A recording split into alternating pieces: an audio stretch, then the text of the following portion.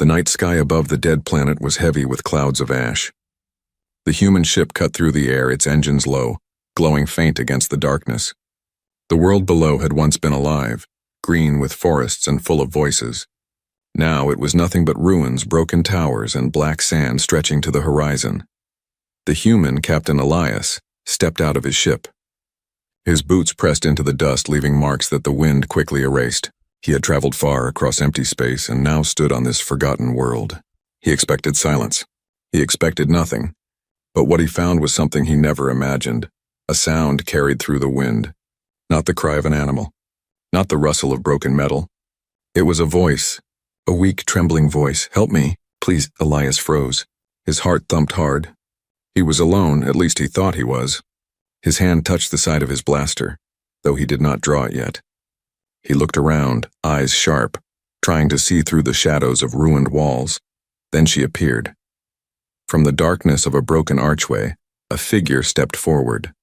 She was tall, her skin pale with a strange silver shine. Her clothes were torn, covered in dust and ash. She looked half-starved, her arms thin, her steps unsteady. Her eyes, large and glowing faint blue, locked on him with desperation. She raised her hand slowly, as if to show she carried no weapon. Her voice shook as she spoke. "My children," she whispered. "My children haven't eaten for days. Feed them and I'll be yours forever." The words pierced the silence. Elias felt a chill run down his back. He had heard many things in his travels. Warnings from traders, stories from soldiers, whispers from old explorers. But never this. Never an alien mother begging for food, promising herself in return. He studied her closely. Was she a trickster, a hunter? Or truly what she claimed, a mother with starving children? Her face showed pain, but behind it was something else, something he could not read. Elias did not answer. He took one step back, his instincts alert. "Who are you?" he asked. His voice was steady, though inside his chest his heart beat faster. She swayed on her feet, almost falling, then caught herself. "I am no enemy," she said. "I am the last of my kind. My people are gone. My children are weak. Please, human. They will die if you turn away." The human's eyes narrowed. He remembered the rules of survival in deep space. Trust no one. Help no one. Stay alive. Too many times desperate voices had led travelers to their deaths. He could not forget the warnings. Never trust a hungry alien. Hunger makes monsters of us all, but still. Her eyes held him. He felt the raw fear in her voice. The wind carried her words again. "Feed them, and I'll be yours forever. Forever." The word echoed in his mind. Did she mean loyalty? Servitude? Or something darker? Elias scanned the area. Around him, ruins stretched like broken bones of a dead city. Shadows shifted in the corners, though maybe it was only the wind. Or maybe not. His hand rested firm on his weapon, but he did not raise it. He needed to decide. Run back to his ship and escape? Or follow her and see the truth? Her steps wavered as she came closer. Then she stopped a few meters away.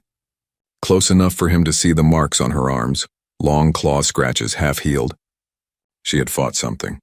Or someone. "You are alone," she whispered. "I can see it. I can feel it. You think no one needs you, but I need you. My children need you." The word struck him harder than he expected. Yes, he was alone. He had been traveling without crew for many months, carrying only silence as company. To hear another voice, alien or not, stirred something inside him. But suspicion never left his mind. "If I go with you," Elias said, his voice low. "And if this is a trap, you will not live long enough to regret it." Her eyes did not blink. Instead, tears gathered in the corners, glowing faintly in the blue light of her gaze. "I have no trap, only hunger." For a moment, silence pressed between them. Only the wind moved, carrying dust across the empty ground. Elias took a deep breath. The planet was dead, but maybe not all of it. Maybe hidden beneath the ruins, something still clung to life. Something dangerous, or something desperate. He looked at her one last time, then gave a single nod. "Show me." The alien woman's shoulders dropped with relief. She turned slowly, her steps weak, and gestured for him to follow. The human hesitated, then stepped forward. His boots crunched on the ash, and the ruins seemed to close in around him. Each shadow felt alive, watching, waiting. He did not know if he was walking into danger or destiny, but one thing was certain. The words she had spoken would not leave his mind. "Feed them, and I'll be yours forever." The ruins swallowed their footsteps as Elias followed the alien woman. The wind howled through broken stone towers, carrying whispers that sounded almost like voices. The planet felt alive, though lifeless at the same time, as if it remembered the people who once lived here. Elias kept his blaster close. He walked carefully, scanning the shadows. Every step felt heavy. He wanted to trust no one, yet something about her, the way she moved, the way her voice cracked, kept him from turning back. Her pace was slow. Her body shook with weakness, and twice she nearly fell, but each time she pushed herself forward as if some invisible chain pulled her toward her children. Finally, Elias broke the silence. "What happened to your people?" She did not look at him.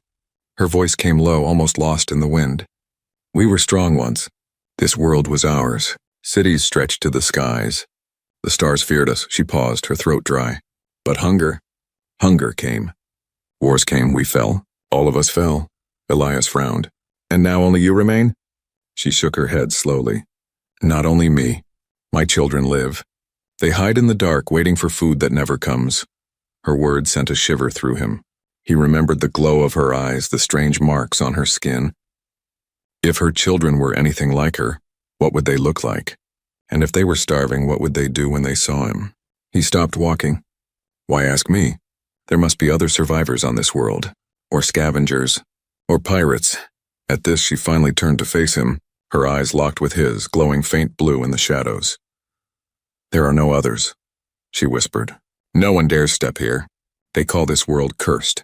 You are the first I have seen in many, many years." Her words hung heavy in the air.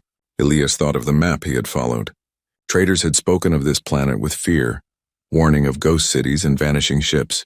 He had not believed them. Now he was not so sure. The woman's voice softened. "I begged the stars for someone, and you came, human. Do not turn away." Elias clenched his jaw. He wanted to walk back to his ship, to leave her behind, to let the dead world stay dead. But deep inside, he knew he wouldn't. Not yet. Not until he saw the truth with his own eyes. "Fine," he said, his tone sharp. "Take me to them. But if this is a trick, if they try to harm me, I will not hesitate." She lowered her head almost like a bow. "I understand. You will see. They are only children. They are weak." The word children twisted in his mind. He could not imagine alien children, not yet. He pictured small creatures, pale and thin, eyes too large for their faces. But something inside him warned him they would not be as innocent as he hoped. As they walked deeper into the ruins, Elias noticed more details. The walls bore strange marks like claws dragging across stone. Some looked fresh. Bones lay scattered in the dust, broken and cracked. Most were too small to belong to adults. His grip on his blaster tightened. The woman noticed his eyes on the bones. She spoke quickly, as if trying to calm his thoughts. "Not my children. Not them. Others who came here." Her voice faltered at the end. Elias did not ask more. After a long silence, she spoke again, softer this time. "You are not like the others. You do not run. You listen." He gave a bitter laugh. "I listen because I'm not a fool. Running without knowing the danger is as foolish as staying blind." For the first time, she smiled. It was a weak smile, but real. "Then perhaps you will live." The words unsettled him more than any threat. They reached a collapsed gate leading underground. The air that rose from the opening was heavy, damp and foul.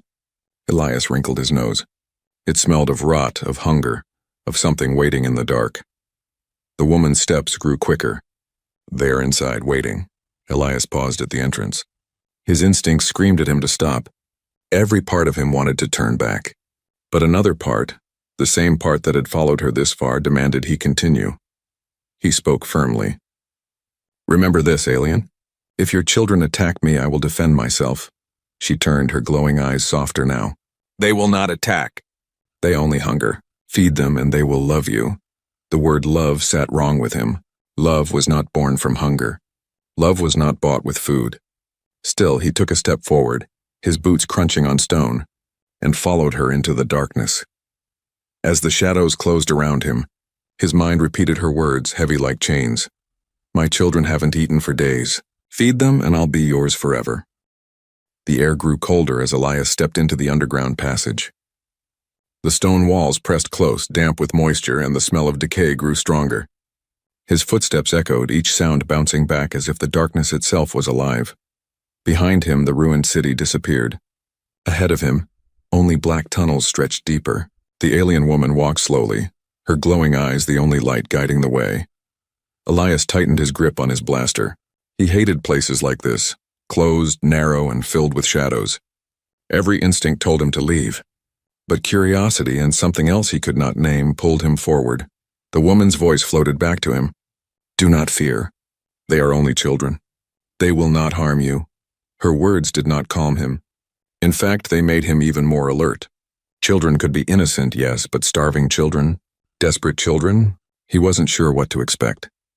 The tunnel opened into a wide chamber. The ceiling was cracked, letting faint beams of pale light slip through. Broken metal frames and shattered glass covered the floor. It looked like this place was once a shelter, a safe room where survivors hid long ago. Now, it was something else. Elias froze. From the far corners of the chamber, he heard it, a soft sound almost like whispering. Then a low whine like a hungry cry. Shapes moved in the dark, small and thin, crawling out of the shadows. One by one they appeared. The children. At first, Elias thought they looked fragile. Their bodies were thin, almost skeletal.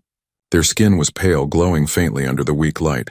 Their eyes, huge, bright orbs, shone with unnatural hunger.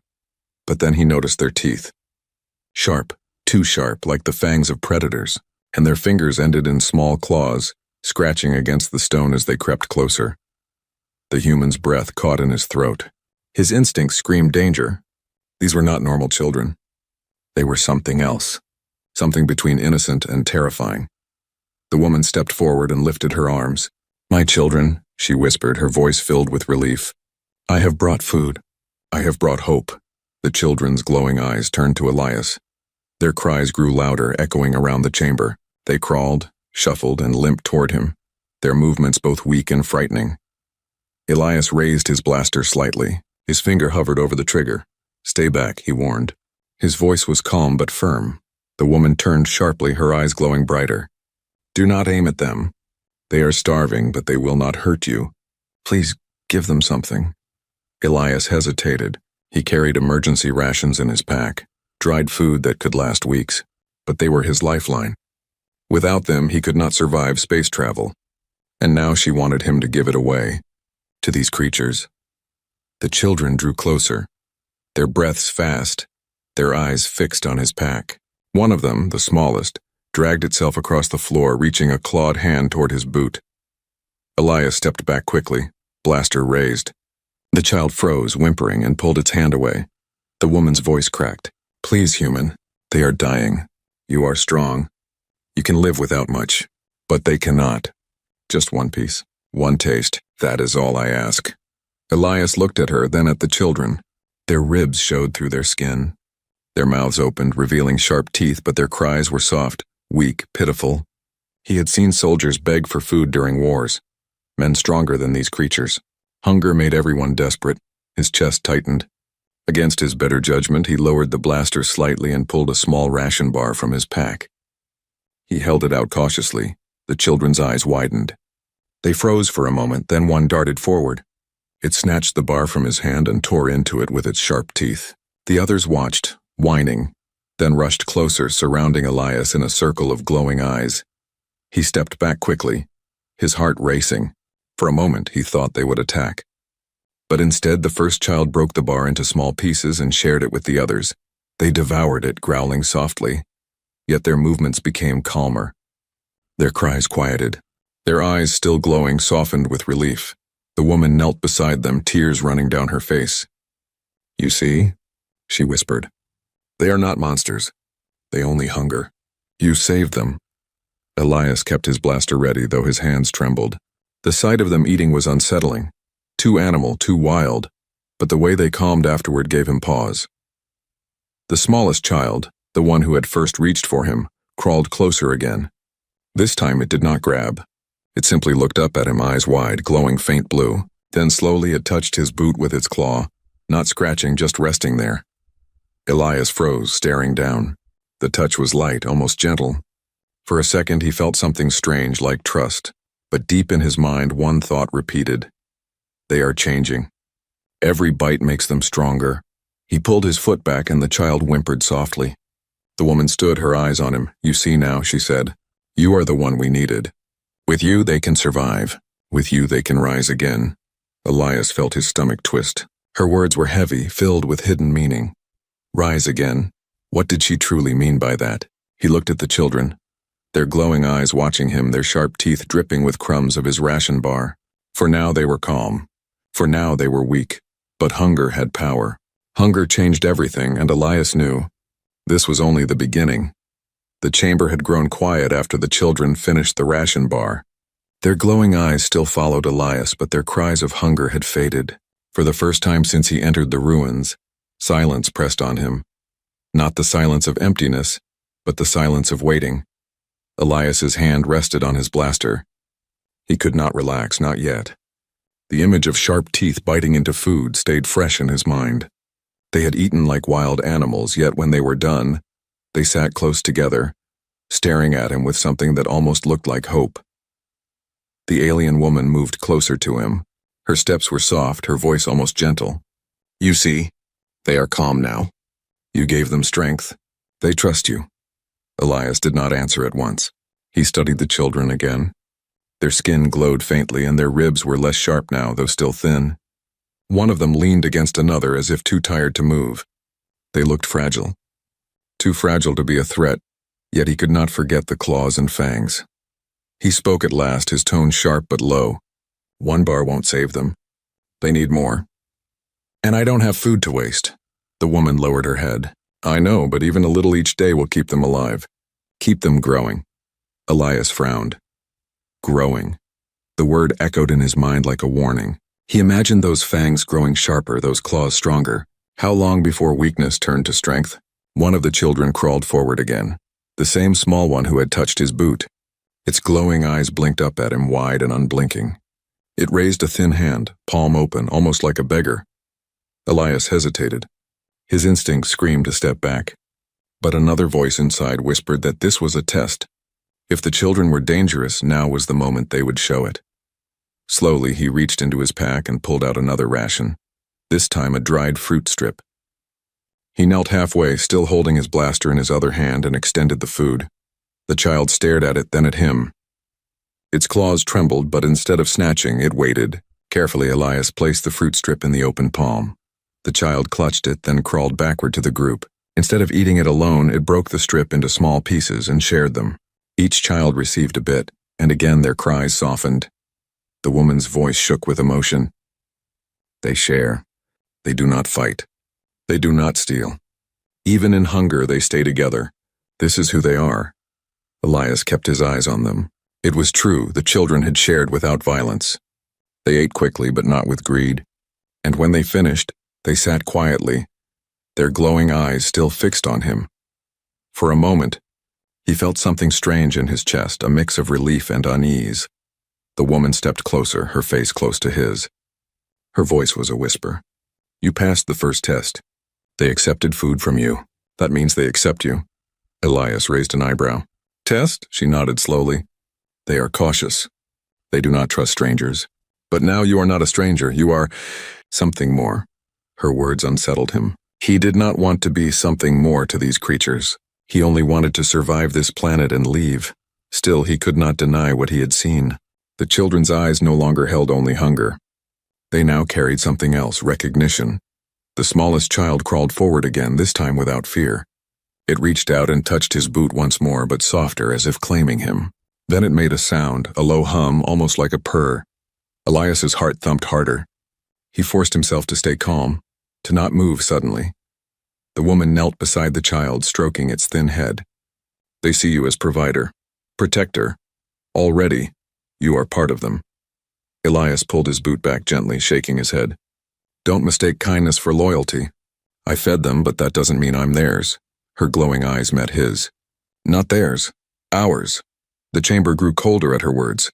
The children continued to hum softly, a sound that seemed to echo together as if they shared one voice. It was not loud, not threatening, but it carried weight. Elias backed away slightly. This doesn't change anything. I'll help for now. But I decide when it ends. The woman gave a faint smile, though her face was pale and tired. You will not end it. Not when you see what they can become. Elias didn't like the way she said it. He glanced again at the children. They were calm, yes, but their glowing eyes never blinked away from him. They watched every move he made, silent and unbroken, like a pack waiting for their leader's command. He turned his gaze back to the woman. You called it a test. What comes next? Her smile widened, though sadness lingered in her eyes. The next test is not for them. It is for you.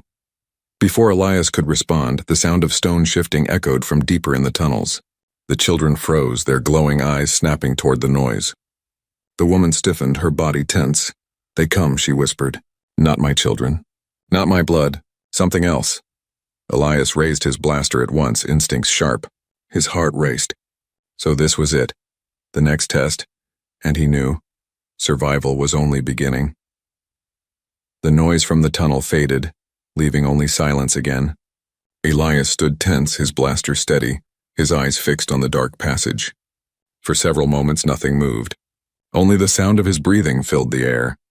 The children crouched close together, their glowing eyes fixed on the same place. But then, as quickly as it came, the danger passed. No creature appeared. No threat came forward. The sound had been only stone collapsing deeper inside. The woman relaxed, letting out a shaky breath.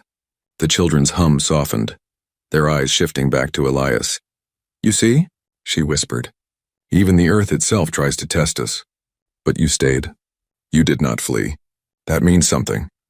Elias lowered his blaster, though his muscles stayed tense. You talk of tests as if this is a game. But it isn't, it's survival. Her eyes glowed faintly brighter. Yes, survival, but not just survival, growth, becoming. Elias frowned. He had heard that tone before, the voice of leaders who promised more than they should. The voice of those who wanted power, not peace. He looked at the children again. They were calmer now, sitting quietly, their ribs less sharp, their movements less weak. Already, after just 2 small rations, they seemed stronger. Their glowing eyes looked sharper, more focused. Something stirred inside him, a thought he tried to push away. They are changing. Finally, Elias spoke, his voice firm. What are they, really? They don't look like normal children. Not human, not even like you. The woman's smile was faint, but her eyes burned with something deeper. They are my children. But they are also more than that. They are the last of what my people once were, the last heirs of an empire that ruled the stars. Elias froze. Empire, she nodded slowly. Long before your kind left Earth, before you learned to sail among the stars, my people were already kings of the void. We built cities across worlds, we bent other races to our will. We were feared. Her voice shook, not with shame but with pride.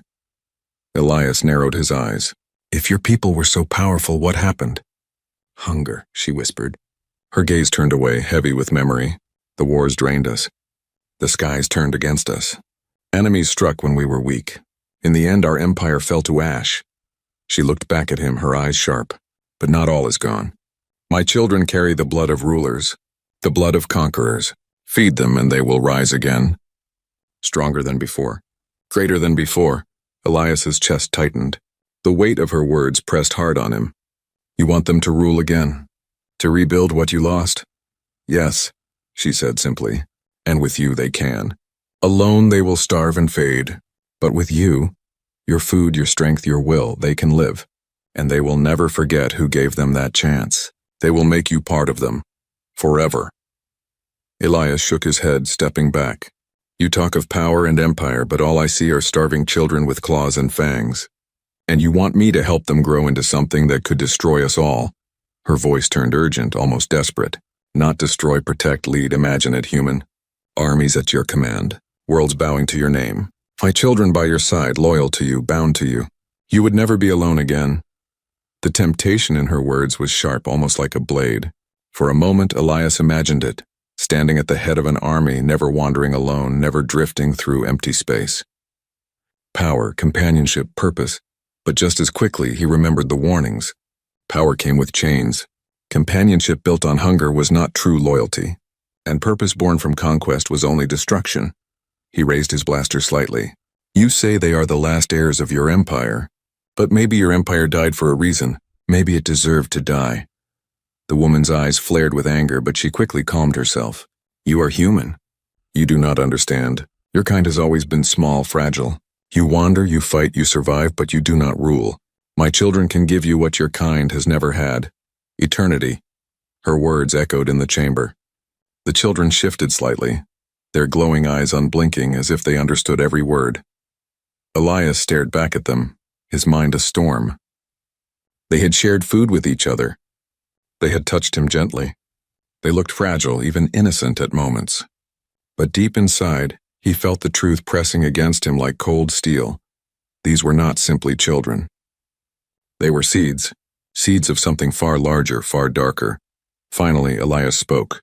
His voice was steady, but his hands were tight on his weapon. If they rise again, it won't just be your world that changes.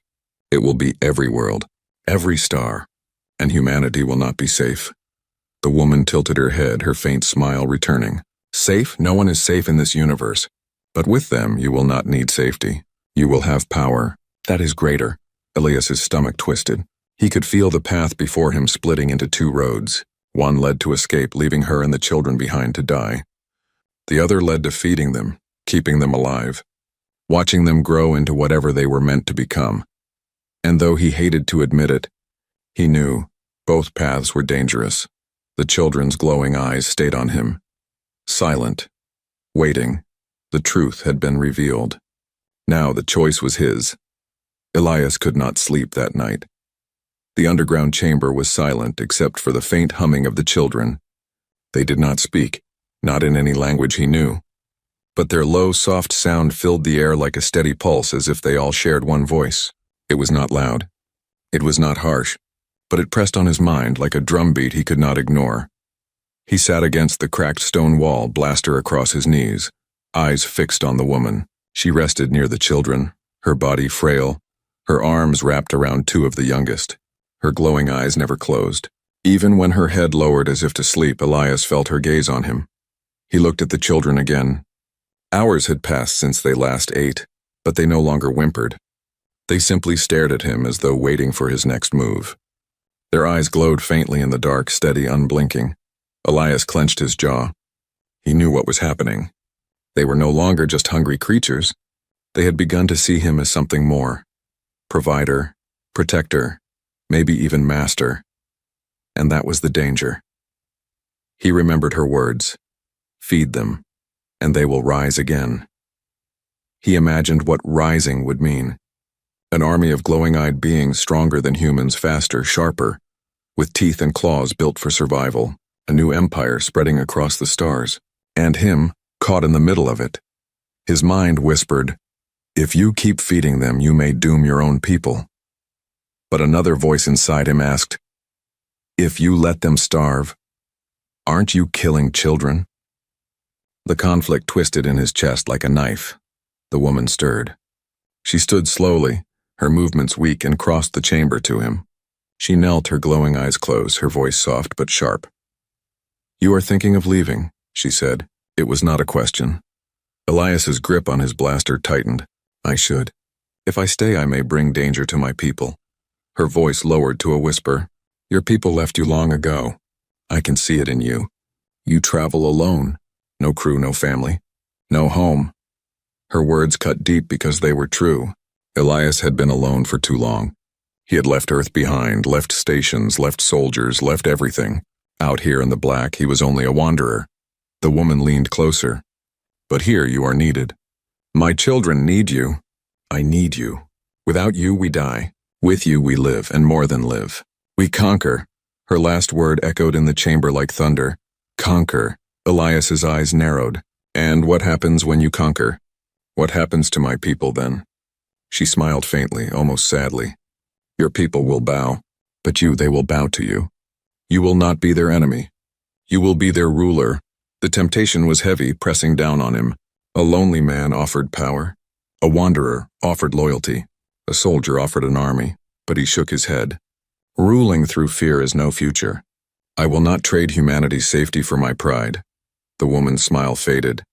Her voice grew sharper. Then what will you do, human? Walk away? Let children starve before your eyes? Can you live with that? Elias looked at the children. They stared at him, silent, glowing, waiting. Their small bodies were frail, their skin thin, their movements weak. But their eyes were filled with something ancient. He remembered the smallest one, the one that had touched his boot gently. It had not attacked. It had not bitten. It had only reached out. A fragile gesture, almost human. His chest tightened. Could he really walk away? Could he leave them to die? The silence stretched, heavy with his indecision. Finally, Elias spoke. His voice was low, filled with steel. If I help them, it will not be to build an empire. It will be so they can live, no more than that. The woman tilted her head, studying him. Then she gave a small, strange smile. You think you can choose. But once you feed them, the path is already written. Her words sent a chill through him. Was she right? Was every choice already leading him down one road toward their rise, toward conquest? The children hummed again, louder this time. Their voices blended together, soft but full of energy, like a storm building in the distance. The sound wrapped around him, filling his chest, pulling at his thoughts. He shook his head and stood, pacing the chamber. He could feel the weight of the decision pressing harder each moment. Leave and live with guilt. Stay and risk disaster. No matter what, it was dangerous. Finally, he turned back to the woman, his blaster steady in his hand. Tomorrow, he said. Tomorrow I decide. For now, we rest. Her eyes glowed faintly brighter, as if she already knew his answer.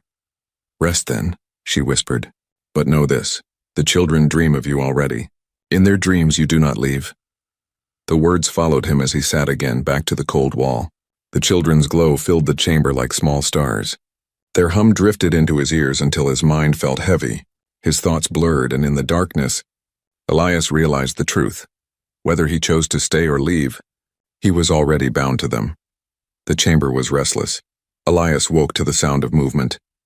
The children were no longer sitting quietly as they had the night before. They crawled across the stone floor in slow circles, their glowing eyes brighter than ever. Their low hum had grown louder, blending into one steady sound that vibrated in his chest.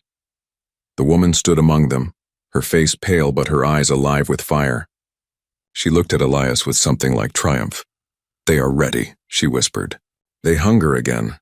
Elias pushed himself to his feet, his blaster already in hand. His pack sat beside him, still heavy with the few rations he had left. He stared at it, then at the children. Their eyes followed his every move, sharp and unblinking. They want more, he said flatly. They need more, she corrected. Her voice was soft but filled with certainty. One last gift and they will never be weak again. One last gift and they will rise, Elias's jaw tightened. Rise to what? To rule? To conquer? The woman stepped closer. To survive. To become what they were meant to be. And with you they will be unstoppable. Her words pressed into his mind, sharp as knives. He looked again at the children. Their thin bodies still trembled with hunger, but their eyes were no longer weak. They glowed with a strange power, as if fire burned deep inside them. The smallest child crawled forward, the one who had touched his boot days before. It stopped in front of him, raising its hand again, not to grab, but to reach. Its glowing eyes locked with his, silent, pleading. Elias felt his chest twist. The creature looked fragile, almost innocent. But he remembered its fangs, remembered the woman's promise, remembered the truth. They were heirs to an empire that had ruled through fear, and if he fed them again, they would grow stronger. Too strong. His hand hovered over the pack. Inside were the last of his rations. Enough for him to live through his next journey. Enough to keep him alive, alone, or enough to give these children the strength to rise again. The chamber grew still. The children stopped moving, their glowing eyes fixed on him. Even the hum quieted. The silence was heavy, suffocating. They were waiting. Elias closed his eyes. His mind raced. If he gave them the food, he might gain loyalty, protection, even power. But he would also give them the chance to become something far greater and far more dangerous. If he refused, they would starve. The woman would watch her children die, and he would live with the memory of leaving them to fade in the dark. Either choice felt like death. Finally, he opened his eyes. His blaster was steady in one hand. His ration pack was in the other. He stood between survival and sacrifice, between safety and danger. The woman's voice broke the silence. Choose, human. Feed them, and they are yours forever. Deny them and you will be nothing but another ghost in this world. Her words rang like judgment. Elias looked at the children one last time. Their glowing eyes seemed endless, filled with hunger, filled with promise. They leaned forward as one, their bodies trembling, their breaths fast. The smallest child reached again, its clawed hand trembling in the air. Not grabbing, not forcing, just waiting. Elias's heart pounded. Sweat dripped down his face. His grip on the ration pack tightened until his knuckles turned white. The choice was his. He took a deep breath. The chamber held its breath with him. And then, the scene froze in silence. Would Elias open the pack and give the food, sealing his fate as their protector, and perhaps their ruler? Or would he hold it back, turning away from the glowing eyes, condemning them to die and humanity to live another day without their shadow? The woman's last words echoed in his ears as the screen of his mind went black. Feed them and I'll be yours forever.